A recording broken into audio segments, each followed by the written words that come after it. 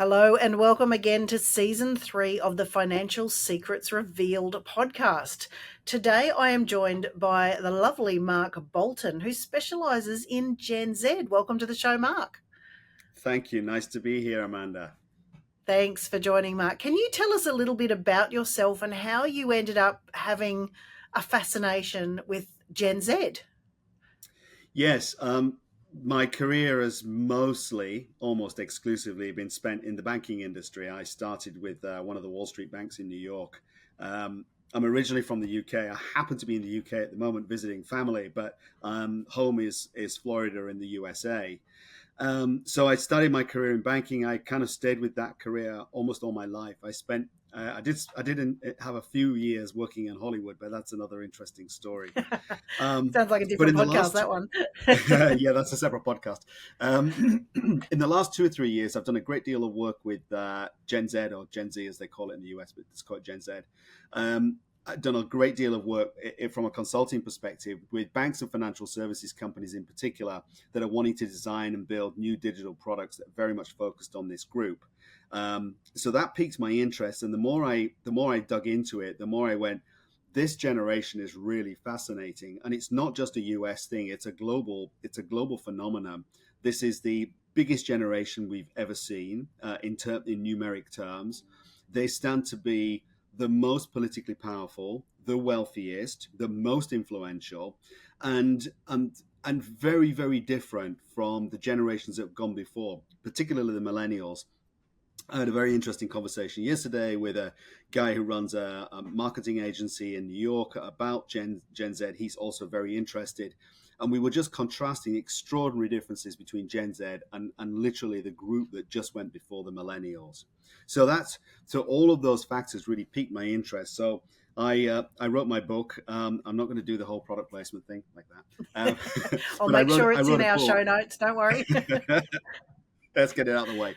So I wrote a book specifically about, it's targeted at this young group of adults, and I'll just explain who they are in a second, to help them on the bridge from late teens into early adulthood and into their working careers. This group were born. They were born from 1996, 97 until 2012. That is Gen Z. That's the definition of Gen Z, and that's pretty well fixed now with all the major marketing and demographic companies. So that's the group that we're talking about. And I think most people sort of think, oh, Gen Z, they must be, a bunch of 10-year-olds. But I mean, my kids are both just squeezed in with Gen Z or Yep. YZ. So, I mean, they're now both married. My son has a baby, he's 27. Yep. They've got a mortgage. So, I mean, we're not talking about, tweens and that anymore. These are young adults who are, they're starting their careers, they're out of uni. It's so going in the order from the generations. I believe we've got the silent generation, which was the war years, the baby boomers following the war years, Yep. my lot, which is the X's, followed by the Yep. millennials or the Ys, and the Yep. Zs, who are, I suppose, basically the children of the X's. They are. Um, Yeah. and we've Mostly even got yes. Alpha now. I've got my grandbabies, come along, 5 months old, a little Alpha. So, what are some really unique financial challenges that Gen Z will face compared to what I grew up with as an Xer or my parents grew up with? So, how does that shape their approach to money? Yeah. So um, I'm gonna steer away from some of the US specific stuff, which is particular around student loans and student debt, because that's a big challenge in the Yep, US and really not a problem for the rest yep, of the planet. Same with healthcare costs. I'll yep. steer away from those two, but some common financial challenges are the main one right now, and this applies, it's very interesting. This applies globally across all of Gen Z. They're finding this. It's just the challenge of making ends meet. They're going into the workforce. Incomes are where they're at, but the cost of living has risen significantly, particularly fueled by inflation over the last 3 or 4 years, two, three, Yeah, 4 years. massively. It's risen. You know, if the inflation hadn't happened, things would have been challenging for them. But with inflation having happened, and the cost of particularly housing, which is an unavoidable and critical cost, and transportation costs to get to and from place of work or college or just around, those two factors, and food is the third one. Those three factors have really driven the cost of living crisis for this group. Um, so the biggest problem I consistently see, and I think this is common as well, is to make ends meet. They're doing what a lot of people would do when they're young and don't necessarily have the experience, and they're borrowing on credit cards to kind of top up their income each month, and of course that results in awful problems. So that's a consistent challenge that I've seen across the Gen Z, wherever they are in the world. It's this cost of living, income just not really matching up against what it costs to live today.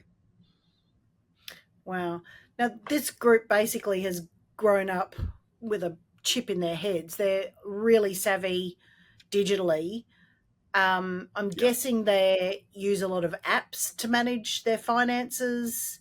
How do they incorporate the technology to help them budget or invest or manage when they've got these challenges? Yeah, they do. They're very tech savvy. We call them the first digital native generation. Gen Alpha, the one that's coming after your grandkids, my grandkids as well. They're obviously digital natives as well. So what does that mean? It means they've grown up with literally a cell phone in their hands, a smartphone in their hands. And unlike when we grew up, Amanda, as Gen X, and we got our first phones, they were dumb phones. They were just a brick, and all you could do was make a call and eventually send a text. And of course, they've got this immense computing power at their hands. So for them, the natural place to go for everything is to that environment, to use the apps that are available. So and they're quite smart about it. In fact, they're very smart about it. Again, just thinking about the conversation I had yesterday with this marketing agency in New York. They are curating the apps and the services that they want in a way that we didn't, and certainly millennials didn't. We were just too new, and we had too much of the old ways of working around brand loyalty and working with companies that we knew. Gen Z doesn't really care about that. They're not particularly interested in brands or brand loyalty.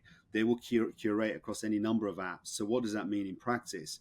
It means that they might bank with. So I'm going to use some US examples here, but because I know a few of the Aussie banks, but I don't know them super well. But in the US, they might bank with any of the big banking groups: Wells Fargo, Chase, Citibank, or perhaps some of the multi-regionals, and they'll do their core banking there, and they'll get some information on some services there. But they'll also use, and those banks now in the US are giving things like they're giving their FICO credit score in real time. They're offering consolidation services where you can pull in data from other banks securely. There's various intermediary technologies that allow you to do that securely, and you can get a consolidated financial view. But they're also using many independent tools like Rocket Money and Mint, which is an Intuit product. And there's a whole range of other ones where they can consolidate their financial views and see exactly where they are across income and expenses, assets and liabilities. So both effectively P&L and balance sheet.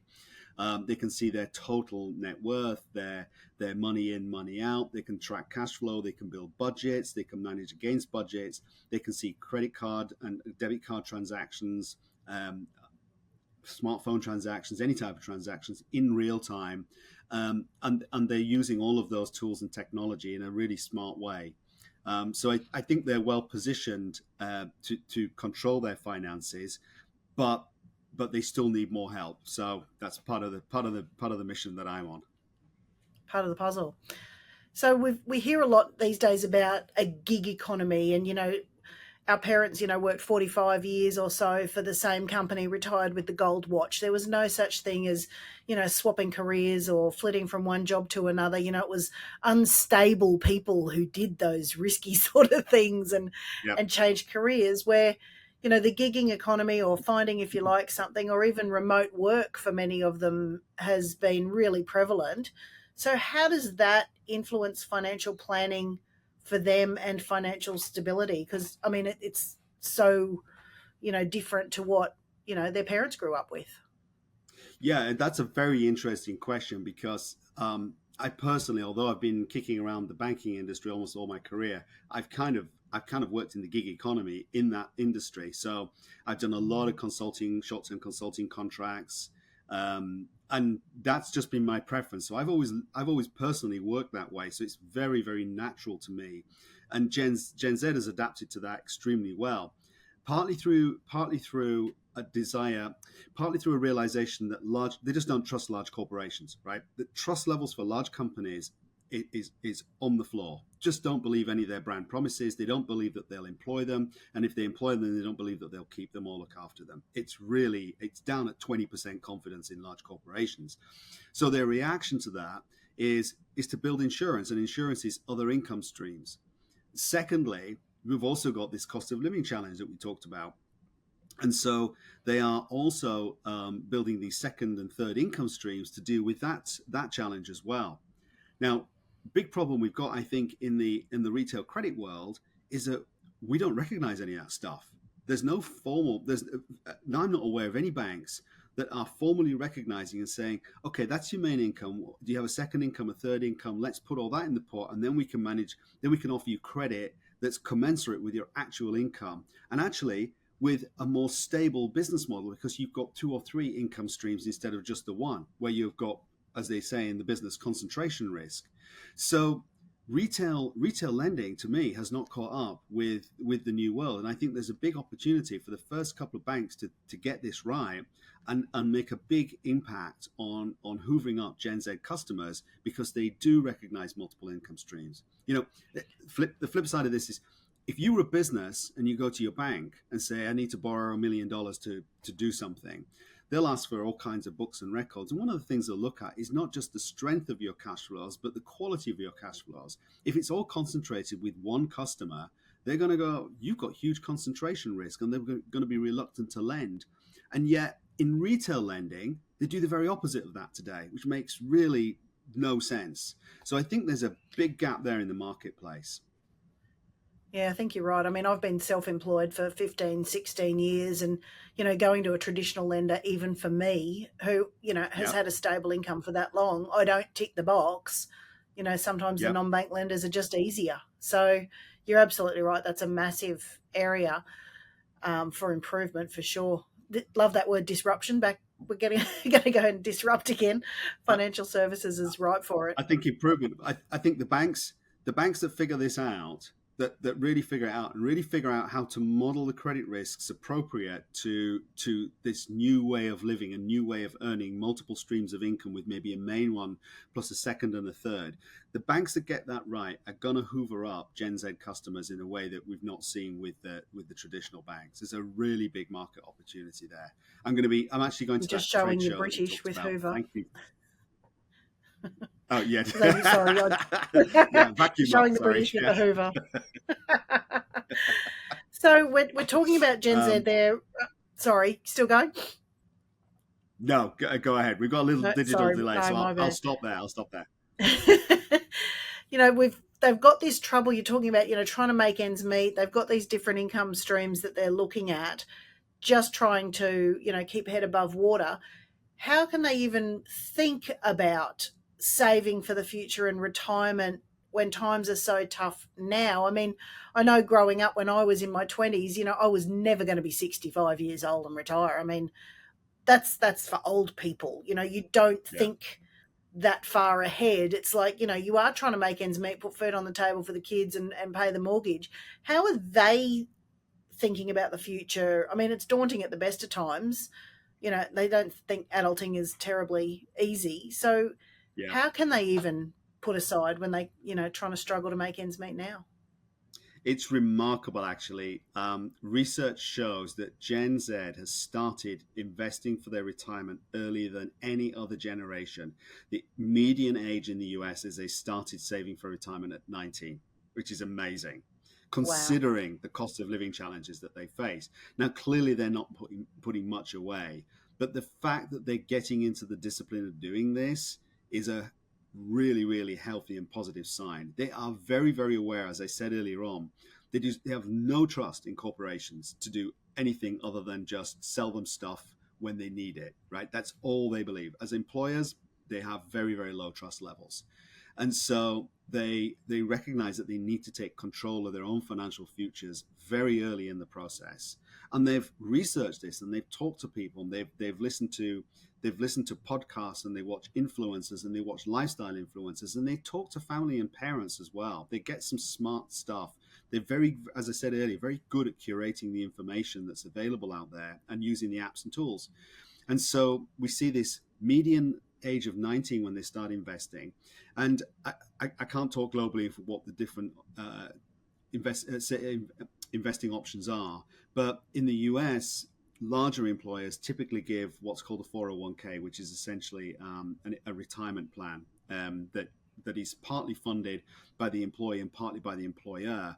An employer typically does a contribution match. So if you put $50 in, the employer will typically match that $50, and it's usually capped.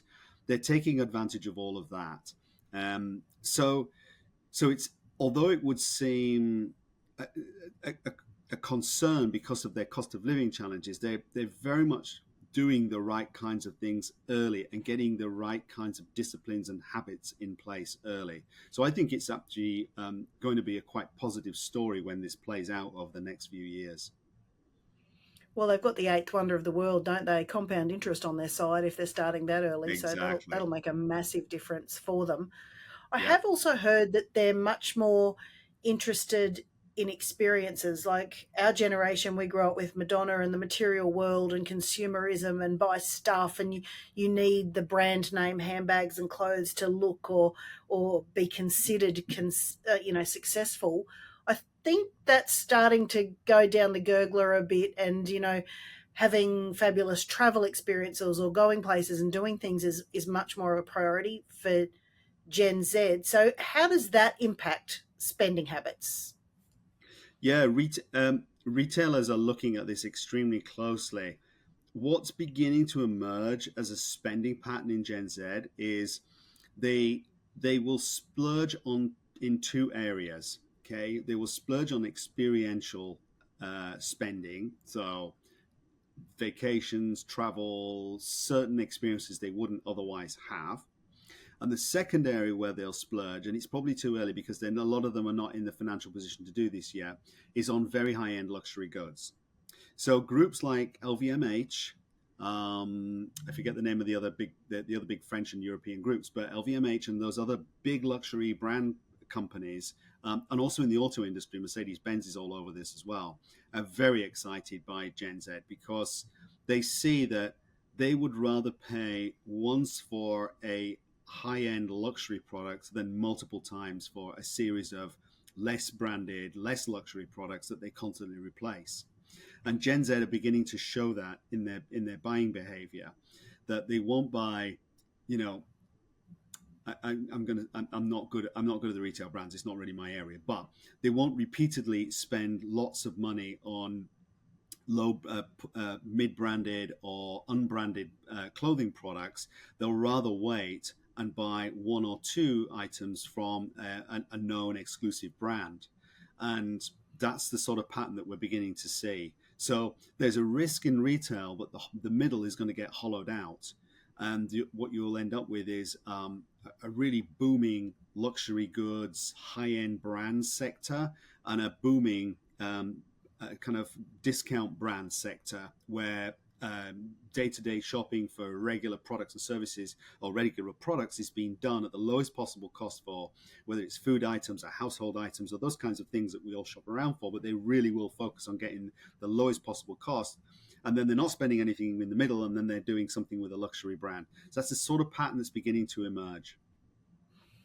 Yeah, fascinating. When I wrote my book, Financial Secrets Revealed, one of the questions I asked nearly every person, whether they were Gen Y or baby boomer, was what did your parents teach you about money? And the answer is overwhelmingly nothing. But there were some, lessons like money doesn't grow on trees or you've got to have money to make money. So obviously, financial education is crucial. It's still not taught traditionally in schools. So, where are Gen Z getting their ideas and influence on how to invest themselves and learn about personal finance? Is it from the finfluencers of the world? To a limited extent, What appears to be happening is following they're following influencers. Well, we call them influencers, celebrities, influencers, whatever you want, but people who are widely known and are financially successful. They're following them and to some extent attempting to model some of their decision making. So let me put that into practical terms. Um, if Kim Kardashian invests in a juice company and and that's public because of course it will, because there'll be a tie-up, because the juice company will sell more product because Kim Kardashian's an investor, right? So when she does that, Gen Z follows that and may also buy a few shares in that juice company. So you're starting to see that kind of behavior where they're modeling people who they rate as successful and have had the outcomes that they want in their lives. Now, in surveys, they are definitely talking to their parents, but their parents are mostly Gen X like us, okay? And while you and I may be all over this topic, the average Gen X parent is not. So they'll talk to their parents, they'll listen to their parents, but how much credibility they're giving their parents, I don't know. So I suspect, in 20 years' time, if we surveyed them again and said, "What did you learn from your parents?" the answer will still be a big fat zero, um, because I just don't. Shame. I just, it will be. I mean, if they're But at least they're having the when my daughter, conversations. at least having the conversation, yeah, and over 50%, and in multiple surveys, they're saying over 50% of Gen Z are saying, we are talking to our parents and family members, but particularly our parents about personal financial matters and how they've run their lives. But in a lot of cases, they're not that impressed with where their parents are at. So, and some of the Yeah, decisions that fair they've enough. made. I mean, as you said right at the start, there's that you work for one employer for 45 years kind of type model, which is dying fast. But even in our generation, Gen X, I still meet a lot of people who've been with the same company 20, 25 years. So Mm. that's how does Gen Z interpret that? It's like that's not going to be their lives. They're going to move jobs regularly, and there's repeated studies that show that if you move every 2 to 3 years, you move faster through in your career than if you stay put, right? Wow. And then they've got side gigs, and it's just a whole different world. So I'm not sure the parents have got that much to contribute, really. To offer, yeah. I've Yeah. noticed with my clients that the younger the client, the more interest in ESG or environmental, social Yep. governance style of investments. Is that a trend for Gen Z? And will ethical investing continue the run that it's had? Yeah, very much so. It's going to. I see it actually accelerating. There was kind of a push over the 2 or 3 over the few years before the pandemic, and then everyone got very absorbed in the pandemic, and then we've had supply chain problems and inflation problems. So it's kind of fallen down the agenda, down the economic agenda, but it's not gone away. And and survey after survey and conversation after conversation with Gen Z shows that this is an area they're extremely interested in, and they are prepared to trade off some yield for for investment types that they consider ethical and appropriate. So there's a pushback going on in the US right now, again in some of the states around. They're calling it woke investment, and some of the big investment managers are having a hard time with some of the state governments. That is, my opinion, head in the sand at best, head up your ass thinking, because it's not going to last for long. Because well, it is because Gen Z, as they move along, are going to be looking for their employers, for whether it's state pension company, state pension funds, or any other kind of government employer as well, to be ethically investing. So it's just an old, it's an old person pushback thing right now, but it's not going to last very long because you've got this weight of Gen Z coming through. So yeah, very, very. I think what you're seeing, Amanda, is exactly what I'm seeing and hearing as well, and all the research bears that out too. And I think that's definitely going to be a direction of travel.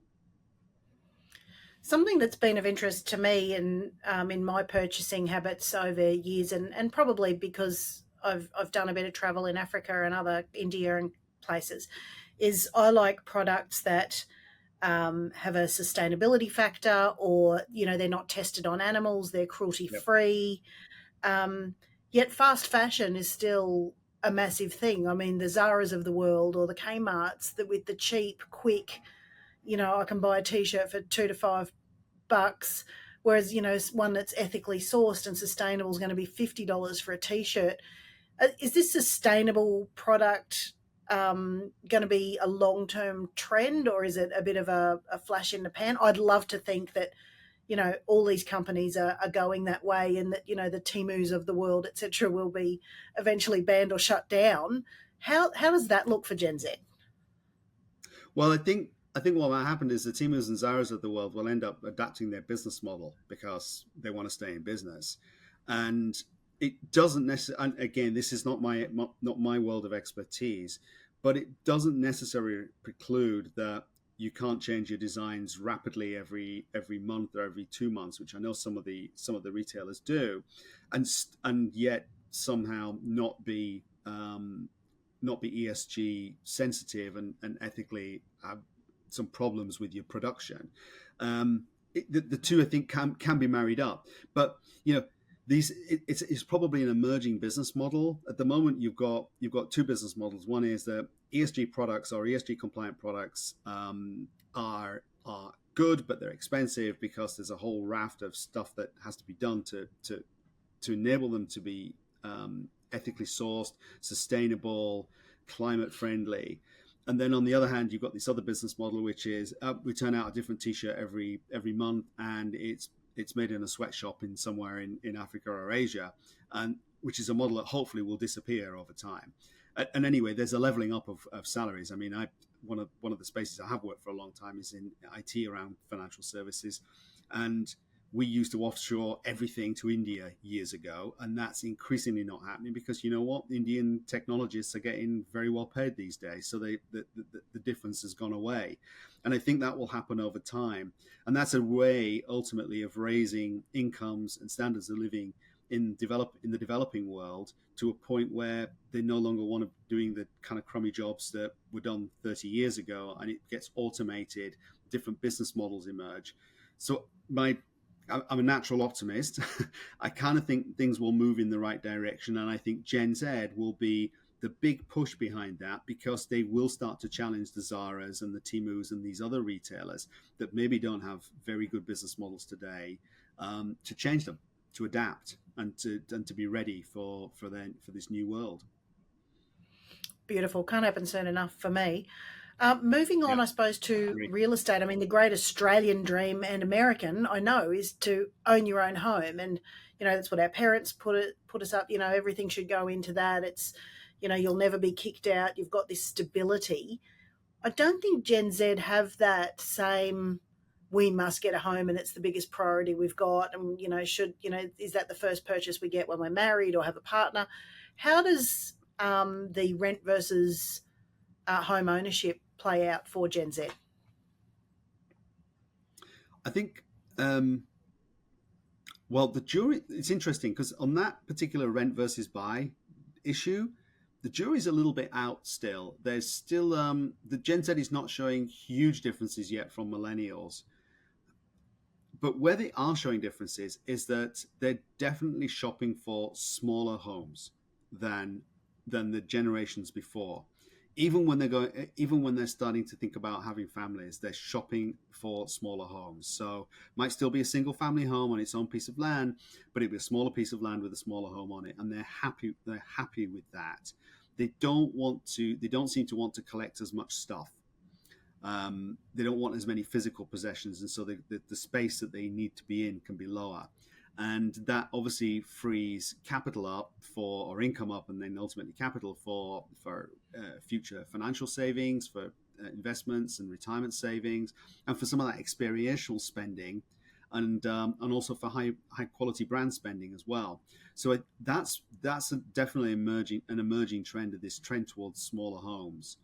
Um, and it's not across the economy, by the way. I mean, some sectors of the economy, millennials and Gen X are still buying big houses, okay? But definitely Gen Z is looking for smaller homes. But back to your original question, I'm not seeing huge differences yet on the buy versus rent. Are you seeing certain trends in Australia that maybe it's slightly different to the US?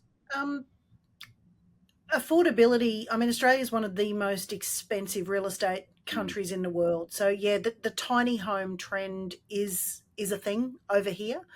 People are Yep. converting old shipping containers, and you know, I'm actually living in a converted relocatable classroom at the moment. It's 9 meters by 7 meters that we've turned into a one-bedroom unit. So those kind of things, or multi-generational living spaces where mum and Yes. dad have bought the house, we can add on the granny flat for grandma, but maybe we'll move into that when grandma passes, the kids can have the bigger home. So I think that community style and intergenerational is definitely making a bit of a comeback. I mean, my family's got 5 generations living at the moment, so Yep. I'm about to take on, my daughter and stepchild so that we can help them out so that they can save, because again, they're struggling to make ends meet. There's no way Yep. they can save a dollar. I mean, my daughter budgets up the wazoo. She's very good with that. And they will never get a deposit while they continue to rent. So hopefully Yep. that family dynamic will, continue to be able to support Gen Z and Alpha beyond. I Yeah, think and I that's definitely 100%. going to Yeah, be a trend. that everything you've just described is definitely a trend I'm seeing in the US and to some extent in Europe, particularly around multi generational living. That has come full circle back into fashion. Gen Z are actually very comfortable living at home with parents or living on the property in some other way, whether it's a subdivision or a separate wing of the building or whatever it may be. That's definitely happening. That is definitely a trend. In fact, we as in my family, my daughter's in she's in a flat that we own, but we've multiple times discussed actually her coming back into the main house because we could then rent the flat out at market value, and she would save on rent because we would charge her much less to live with in our house than she's currently paying in the flat. So there's all those dynamics being played out across millions of families across the world, and while it is so challenging to, as you say, to get on the housing ladder with saving for a deposit when you all of your income goes in your day-to-day expenses and rent, how can you save for a deposit? I think we're going to continue seeing a trend towards multi-generational homes, definitely. Yeah. Yeah, I mean, my husband's parents and my parents, they're rattling around, the two of them, in these great big 4 and 5 bedroom homes because, that's what Yeah. they had.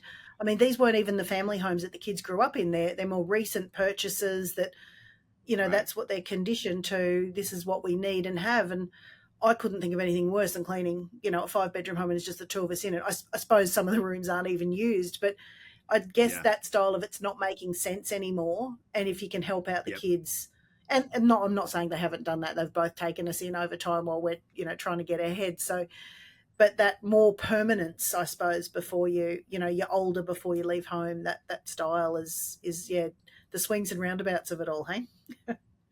Yes, I think so. Yeah. And I understand that collaboration and community and family are super close to Gen Z's heart. So, how are they using, I suppose, peer to peer financial platforms or group based strategies? How are they gaining in popularity and working to increase financial well-beings for this generation?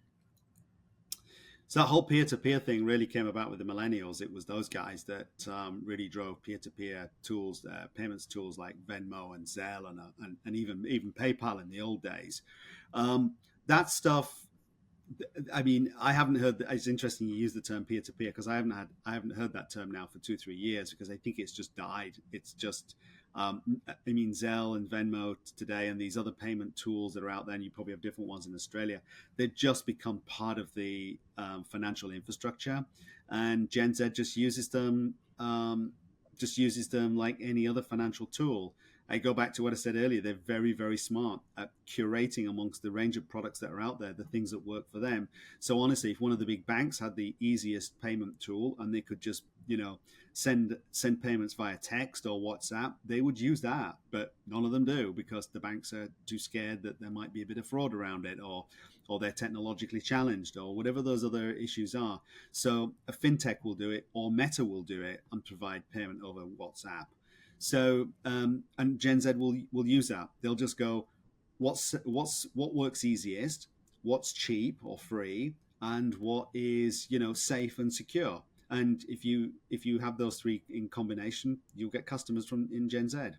Whereas Yeah, whereas in older generations we'd be, oh, I've never heard of this company, and how long have they been in business, and will I lose my money, and we we'd play that game for a long time before adopting the product. But Gen Z will be much more open to adopting the product, and in terms of community, they will then talk about it on Instagram and TikTok in particular, and say, hey, I'm using this, it's great, and I've sent money to my friends, I've sent money to my parents have sent me money, I've paid my bills with this, and I've never had any problems, and never had any security issues, and I don't get spammed, and I don't.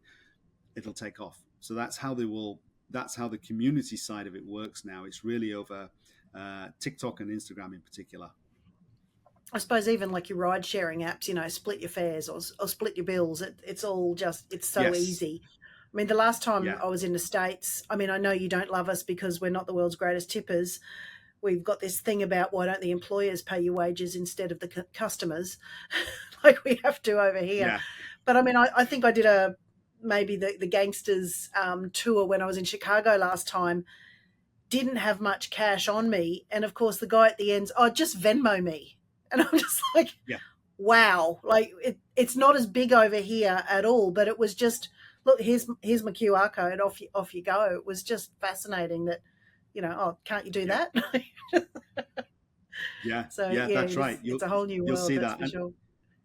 and when we try, there's a couple that we traveled with a couple of times now.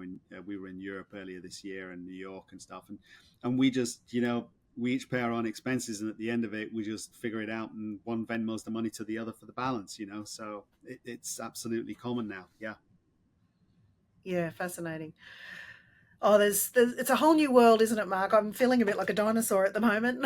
With all the new things No, I happening. think Um, what it is a whole new world, but I think what you're doing, Amanda, what I'm doing is providing a window into that world, and hopefully there's people of our age and older who get to watch this and understand that it's not scary and it's not weird, and what Gen Z is doing is just smart. It's actually, I think it's really smart. I think they're a really switched on generation actually. um, their attitude to money is much more like the like the silent generation, pre-boomers that went through the Great Depression, and they are conservative and they are thoughtful and they are careful. They are struggling because the cost of living is a problem against their incomes.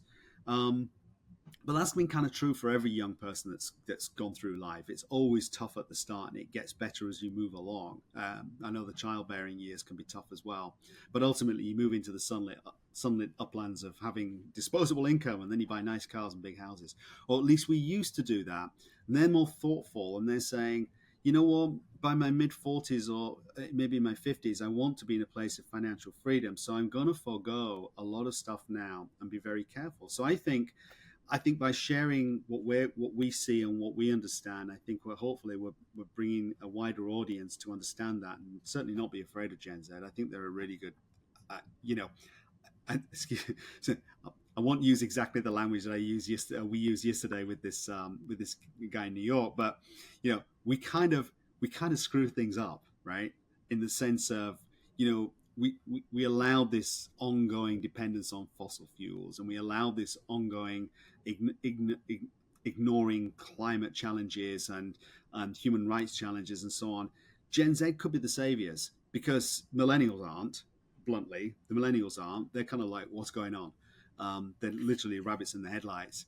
Gen Z have their heads together in a way that we didn't, and certainly millennials certainly don't. So I think that they hold out real promise for us. Excellent. Probably a really good note to wrap up on there, Mark. Are there any final insights you'd like to share about Gen Z? And look, please feel free to give your book another plug while you're here. You're good. I'm going to be writing a follow up. I'm going to do some original research specifically around investing habits and investing intentions, because I think that's it's a quite poorly understood area with Gen Z. There's tons of research out there. Just go to Google and set up a news alert in Gen Z, and you will be inundated. There's like 20 articles a day coming out. But the area that we probably understand least is what are they planning to do in the future when they start to inherit wealth, or they have been saving for a decade? What's life going to look like, and what do those plans look like? So I'm planning to do a follow-up book more specific around investing, which will be a manual for Gen Z, but there'll also be a lot of learnings and research from that I want to share with with you and with other podcasters, and with some of the corporations that stand to benefit in the marketplace. So that's the only thing I'd add. Perfect. Thank you so much for joining us, Mark, and the insights into Gen Z. Fascinating chat. My pleasure. Thank you, Amanda. It was great.